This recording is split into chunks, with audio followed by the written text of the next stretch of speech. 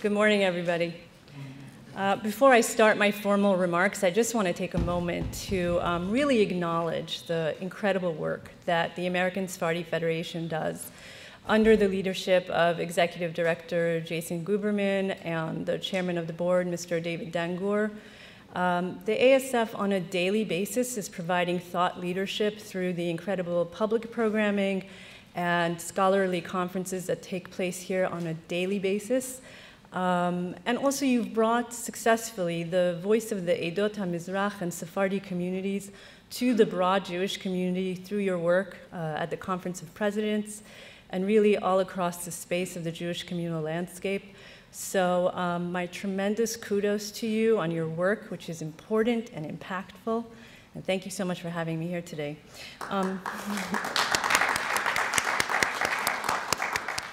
And so with that, Ambassador Dahan, Mr. Aharon, Rabbi Ellie Abadi, Mr. John Ruskay from UJA Federation, and assembled friends. It is my honor and privilege to have just been appointed to join the team at the Office of the Special Envoy to monitor and combat anti-Semitism at the State Department. I've been placed in this leadership position and been given strong mandate because President Trump and Secretary of State Mike Pompeo care deeply about the rise of anti-Semitism that we're seeing in every corner of the globe. And thank you. They are each passionate about this issue. President Trump stated in his joint address to Congress, quote, "We must never ignore the vile poison of anti-Semitism or those who spread its venomous creed. With one voice, we must confront this hatred anywhere and everywhere it occurs." The president made that strong condemnation in the context of speaking about his policy of confrontation of the rogue regime in Iran, which brings us to this day and this august gathering at the American Sephardi Federation. Today, there's a remnant of a Jewish community. Approximately 15,000 to 18,000 Jews still remain in Iran. I was born in Iran myself, and as a young child, my family and I fled the country amidst the rising anti-Semitism there as the Islamic Revolution of 1979 swept the country. Prior to the Islamic Revolution, there were an estimated 100,000 Jews living in Iran, and most of us trace back our lineage in ancient Persia to the First Temple period, when, as a result of the expulsion of Jews from Israel to Babylonia, the Jews settled in Persia. Our community was indigenous to the region, and our presence in the region predated the rise of Christianity and later Islam. The Persian Jews, like most of the Jewish communities indigenous to the Middle East and North Africa, or MENA region, had lived among their neighbors over the course of millennia. They enjoyed epochs of friendship and harmony, and unfortunately, they endured epochs of anti-Semitism, persecution, forced conversions, and even pogroms, all depending on the era and the ruler of that time.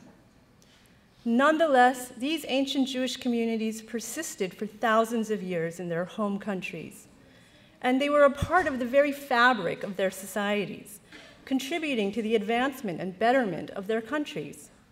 The names of the prominent and distinguished Jews who hail from the MENA region are too many to list, but as a Persian Jew, I take great pride in these accomplishments, and I cannot help but name just a few of these great individuals, some of whom are still with us today, like the philosopher Jacques Derrida, scholars like Maimonides, poets like Samao ibn Adia and Edmond Jabé, Nobel-winning physicists like Serge Haroche, musicians like the Al-Kuwaiti brothers, and entrepreneurs like Habib El-Ghanayan, who, even though elderly, was murdered by the Khomeinyists in Iran. And the list goes on. In countries like Iraq, Egypt, and Iran, Jews had achieved great financial success and reached prominent positions in society. Considerable property and assets remained after they had gone. While there is often talk of reparations to various populations around the world, the issue of reparations to the Jews of the Middle East and North Africa has not yet had a fair hearing in the United Nations. My own family fled Iran, leaving behind assets accumulated from a lifetime of work by my father. I wish that my story were unique, but my story is shared by almost 1 million Jews who were forced to flee their homes either from fear or as a direct result of anti-Semitic policies instituted by Middle Eastern governments starting in the mid-20th century, when many Arab governments reacted to the partition of Britain's Palestine mandate into Jewish and Arab states by adopting the Muslim Brotherhood founder Hassan al-Banna's genocidal call for the annihilation of Israel from the river to the sea, a chant which unfortunately is still heard to this day. These governments also began to enact a host of discriminatory policies against their Jewish citizens, ranging from work and travel restrictions to expropriation and denationalization. Waves of terror, including bombings and pogroms, hastened the expulsion of Jews from their homes. For us Middle Eastern and North African Jews, the trauma of our forced expulsions is compounded by the fact that the world seems to have never acknowledged our loss and mostly sweeps our stories under the rug. Yet, this Jewish history is integrally tied to the history of the region. In places like Yemen, Iraq, Syria, Egypt, Morocco, and Lebanon, the Jewish populations trace their lineage back thousands of years. In other countries like Tunisia, Algeria, and Libya, the Jews had similarly storied histories. Today, as we look at the MENA region, it's possible to see the glass half empty and also half full. I'm going to start with the bad news first. Anti-Semitism in the region is institutionalized anti-Semitism. And what I mean by that is that in many corners of the MENA region, anti-Semitism is part and parcel of the very institutions which run their societies. So that what you will find in the region is anti-Semitism in the educational materials and in the educational system, which means that the next generation is being indoctrinated in hatred. And you will find anti-Semitism institutionalized in certain mosques in the region and also in the media, which means that the broad population of these certain countries is being indoctrinated in hatred. And what we are finding is that with the migration of peoples from the Middle East to places in the West, like Europe, comes the migration of anti-Semitic attitudes. And of course, the greatest purveyor of anti-Semitism in the world right now is the Islamic Republic of Iran.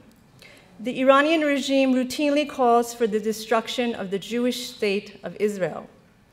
In Iran, it is national policy to hold an annual Holocaust cartoon competition, and the Iranians, as state policy, deny the Holocaust. And this is a very important point to stay on for a moment. We're not talking here about a few fringe individuals in a country who may run around trying to deny the Holocaust. What we are talking about is a government that, as state policy, tries to deny that the Holocaust, the Shoah, murder of 6 million Jews by the Nazis, ever took place. Furthermore, the Iranian regime makes efforts to trot out their beleaguered Jewish population, who periodically find members of the community arrested under false charges of spying for the United States or for Israel. And the regime likes to tell the world, we don't hate Jews, we're just against the Zionist entity. But as Secretary of State Mike Pompeo told a crowd of 18,000 people at the AIPAC Policy Conference this past April, anti-Zionism is anti-Semitism.